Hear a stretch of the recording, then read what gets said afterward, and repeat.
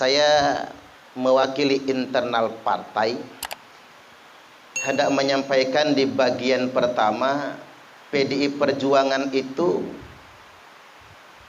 diamnya menarik, pergerakannya cantik. Itu PDI Perjuangan. Inilah sebabnya mengapa survei hingga saat ini PDI Perjuangan tertinggi.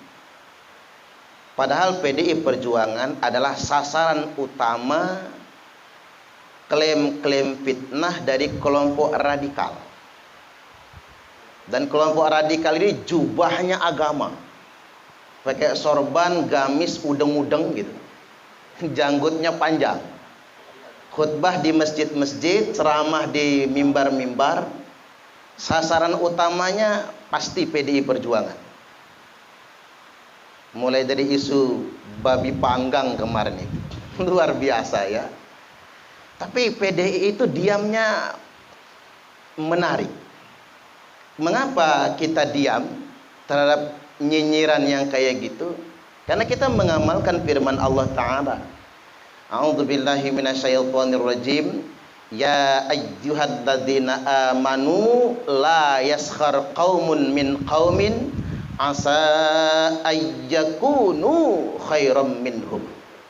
Wahai orang-orang yang beriman, janganlah suatu kaum nyinyir kaum yang lain, karena boleh jadi yang dinyinyir lebih baik daripada yang nyinyir. Makanya logikanya begini, makin kita dicaci, makin naik derajat kita. Makanya Pak Jokowi jadi presiden, karena Pak Jokowi lah yang paling banyak dinyinyir. Nah sekarang lihat calon presiden 2024, kayaknya yang paling banyak dinyinyir. Yang jadi ya. Mudah-mudahan saya lah yang dinyinyir banyak-banyak. Biar jadi ya, subhanallah. Kemudian yang kedua, pergerakan PDI Perjuangan itu kalau bergerak cantik. Jangan tiru yang sama. Nurani bicara. Nalar orang awam itu merespon. Orang awam nggak pintar agama mungkin, nggak bisa ceramah barangkali dia, tapi nalarnya masuk. Masa orang pakai jubah agama tapi memaki-maki, memfitnah, nyebar hoak dan sebagainya di mimbar-mimbar? Nuraninya bicara, maka Allah akan mengangkat derajat orang yang dinyinyir. Makanya diamnya PDI selama ini, dan kita jawab dengan kerja, kerja, dan kerja, itu justru akan mengangkat derajat kita. Itu rumus Allah, hukum Tuhan yang sedemikian rupa. Nah yang kedua, kita bergerak cantik kalau bisa mulai dari sekarang. Bamusi, badan dan saya partai serta kader-kader partai bergerak cantik menangkal radikalisme. Kita jawab dengan etika, kita jawab dengan nalar, kita jawab dengan aksi-aksi nyata. Ini loh PDI Perjuangan, tidak seperti apa yang kalian sangkakan. Makanya di beberapa daerah kita di Bamusi bedah rumah, santunan dan lain sebagainya. Orang jadi tahu, oh ternyata ini PDI Perjuangan. Tidak seperti apa yang mereka sangkakan. Ini poin pertama. Poin yang kedua yang hendak saya sampaikan pada kesempatan kali ini, di hari wafatnya Bung Karno, saya mencuplik ucapan beliau tapi saya persingkat biar lebih sederhana. Islam itu tidak harus Arab. Luar biasa ya. Islam itu tidak harus Arab. Karena Bung Karno ngerti betul, Islam itu nilai, Arab itu budaya. Dan Islam tidak mengharamkan budaya. Islam sebagai nilai bisa masuk ke budaya manapun. Buktinya ketika Islam masuk ke Indonesia, kita lebih akrab bukan dengan budaya Arab, tapi dengan budaya kita. Bahkan kecenderungan orang Indonesia ini pakai bajunya lebih ke budaya Cina. Baju sholatnya koko. Saya baru sadar kalau koko itu bajunya orang Cina pas nonton film Jet Li. Pas nonton Jet Li, kok Jet Li pakai koko, pikir saya. Wong Fai Hung itu kan, pakai koko, kemudian baju panjang sampai nutup ke bawah lutut. Ternyata koko ini bukan bajunya orang Arab ternyata. Ternyata bajunya orang Cina. Rame-rame kita nyaci maki Cina, bajunya kita pakai. Nah ini unik sekali, luar biasa kecerdasan Bung Karno. Ya beliau itu dari sekian banyak orang hebat, dari sekian banyak orang besar di Indonesia, tapi beliau yang dipilih untuk menjadi Presiden Republik Indonesia yang pertama. Ini sungguh luar biasa. Kalau nggak takdir, nggak bisa. Maka di PDI Perjuangan ini kita paling percaya sama takdir. Makanya saya mikir, Pak Jokowi itu kok bisa jadi presiden ya? Kalau cuman mengandalkan perjuangan politik, enggak juga lah. Itu takdir menurut saya. Kehendak Allah itu. Beliau pengusaha sekaya Abu Rizal Bakri? Enggak. Ketua partai? Bukan. Jenderal? Bukan. Anak kalong? Bukan. Ganteng? Kayaknya masih gantengan Kiai Isom lah ya, sama Bapak Jokowi ya. Tapi kok bisa jadi presiden? Makanya banyak yang sakit hati. Jadi sekali lagi saya ingin tegaskan bahwasanya Islam itu tidak harus Arab. Mengapa sedemikian rupa? Karena Islam itu nilai, Arab itu manusia. Saya pengen nambah dikit tentang ini. Arab itu manusia. Islam tidak ada kesalahan. Seperti dialog kita di Novotel kemarin, agama itu suci, di manusia jadi tercemar. Jadi begini, Nabi sudah mengingatkan tentang poin ini. Kata Nabi, inna syaitana qad ayyisa ayya'budahul musalluna fi jaziratil Arab walakin fit tahrisi bainahum. Ini Nabi bicara tentang etnis. Tidak selamanya Nabi bicara nilai kan? Ada yang tentang etnis. Sesungguhnya setan itu sudah kehabisan cara untuk menggoda orang-orang Arab yang tadinya nyembah berhala agar mereka menyembah setan. Udah nggak punya cara. Itulah hebatnya orang Arab. Orang Arab punya keunggulan. Mereka setelah nyembah berhala, ketika hijrah mereka tak lagi sembah berhala. Walakin fit tahrisi bainahum. Tapi Nabi mengingatkan orang Arab punya kelemahan. Apa kelemahan mereka? Sebagai manusia mereka mudah sekali diadu domba. Nah, kita akan lihat perselingkuhan radikalisme dalam politik. Saya ngambil studi kasus perang Siffin, perang Jamal. Saya cuplik sedikit-sedikit saja lah. Begini, ini tentang kelemahan orang Arab dan bagaimana radikalisme itu belusuan ya, bersembunyi, nyelimur dalam berbagai macam isu politik. Di 12 tahun pemerintahan Khalifah Utsman bin Affan muncul hoaks. Utsman korupsi, KKN, korupsi, kolusi, nepotisme. Buktinya dia kaya, padahal memang sudah dari keluarganya memang kaya.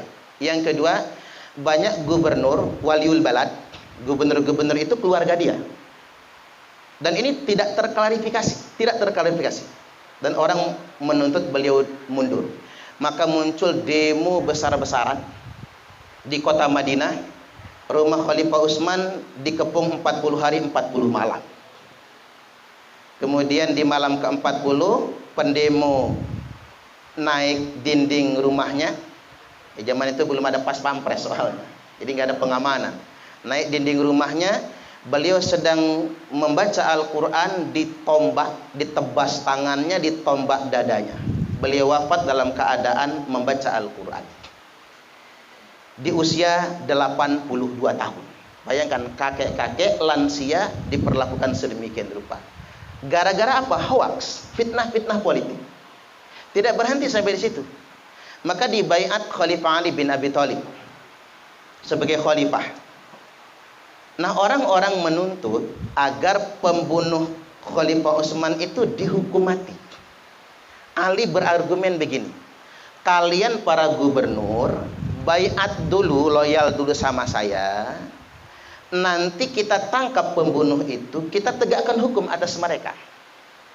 Tapi sudah kadang hoak, fitnah, berita bohong di mana-mana, maka terjadi demo besar-besaran. Yang memimpin demonya Ummul Mukminin Aisyah radhiyallahu anha. Jadi bukan Neno Warisman, bukan ya. Sebentar, saya tidak ingin mendiskreditkan itunya, tapi ini hoax. Inilah fitnah itu. Demo besar-besaran. Nah, kemudian Khalifah Ali minta gubernur Basrah di Irak itu, Pak. Gubernur Basrah untuk menenangkan pendemo. Mungkin Pak Jokowi minta gubernur Jakarta lah kalau bahasa kitanya. mendamaikan pendemo. Nah, disinilah kelompok radikal bermain. Maka kelompok radikal yang dipelopori oleh Jalabah, mungkin Jalabah ini Imam Samudra zaman sekarang lah ya. Dia yang memanah gubernur Basrah, kemudian meninggal dunia. Maka Ali mendengar gubernurnya meninggal karena dibunuh, maka terjadi perang Jamal, perang saudara pertama kali dalam sejarah Islam. 18.000 sahabat wafat meninggal dunia, campur tabiin. 15.000 dari kubu oposisi pendemo dan 3.000 dari kubu pemerintah. Bayangkan, dari kubu pemerintah itu pimpinannya Ali bin Abi Thalib, komandan tempurnya Amr bin As, Muhammad bin Abu Bakar dan lain-lain. Ini sahabat Nabi semua, dijamin masuk surga. Dari kubu oposisi, pimpinannya Aisyah Ummul Mukminin, ini istri Nabi, dijamin masuk surga. Komandan tempurnya Tolhah bin Ubaidillah, Zubair bin Awam, sahabat Nabi yang juga dijamin masuk surga. Tapi mengapa itu terjadi? Gara-gara fitnah, hoak, adu domba, bagaimana kaum radikal menggunakan bahasa-bahasa agama untuk menghalalkan darah. 6 bulan kemudian terjadi lagi perang Siffin. Pemimpin perang Siffin siapa? Muawiyah. Korbannya 80.000 sahabat Nabi dan para tabi'in wafat meninggal dunia. 50.000 dari kubu oposisi, 30.000 dari kubu pemerintah. Subhanallah. Ini gara-gara apa? Gara-gara hoax. Gara-gara 3 hal saya ingin tegaskan. Kaum radikal, begitulah mereka bermain. Pertama, mereka akan memfitnah atas nama agama. Halal fitnah atas nama agama. Makanya ada teman saya Pak Kiai tobat dari kelompok itu. Dia punya partai resmi di pemerintah, lalu dia tobat. Sekarang menjadi ketua DPC Bamusi Lampung Selatan. Itu mantan kelompok itu. Jadi dia ngomong, di kami ada upaya masif memfitnah kiai-kiai NU, kata dia, dan memfitnah tokoh-tokoh politik. Dan kami merasa itu halal dan itu jihad fisabilillah. Subhanallah. Sampai akhirnya dia keluar dari kelompok itu. Mereka menghalalkan fitnah. Padahal la yadkhulul jannata nabbam, tidak akan masuk surga orang yang mengadu domba. Yang kedua, mereka selalu mendelegitimasi pemerintah. Pemerintah tidak sah, pemerintah harus dilawan. Dan yang ketiga, mereka selalu menggunakan sentimen agama daripada nalar mereka sendiri. Ini 3 hal. Belajar sederhananya begini, belajar dari studi kasus perang Jamal, perang Siffin. Benar kata Nabi, kelemahan utama orang Arab, gampang diadu domba. Dan disitulah kelompok radikal yang namanya Khawarij ya, namanya Khawarij bermain sampai membunuh Imam Ali di bulan suci Ramadan. Sampai kemudian kelompok Khawarij bermetamorfosa. Di abad modern ini ada yang ke ISIS, bahkan ada yang ke organisasi resmi dalam bentuk partai politik dan lain sebagainya. Ini yang sama-sama harus kita waspadai. Mungkin demikian prolog dari saya. Ya Rabbi antan hadi wa fikri lil huda wa nawwir li fuadi wa jalu anhu sada. Ya Rabbi antan hadi wa fikri lil huda wa nawwir li fuadi wa jalu صدى يا ربي ذر إلي يا ربي تب علي يا ربي ذر إلي يا ربي تب علي وأنا مالي غير كمالي وأنا مالي وأنا مالي غير كمالي ولا مالي غير كمالي ولا مالي غير كمالي وفكري للهدى يا ربي أنت الهادي وفكري للهدى يا ربي أنت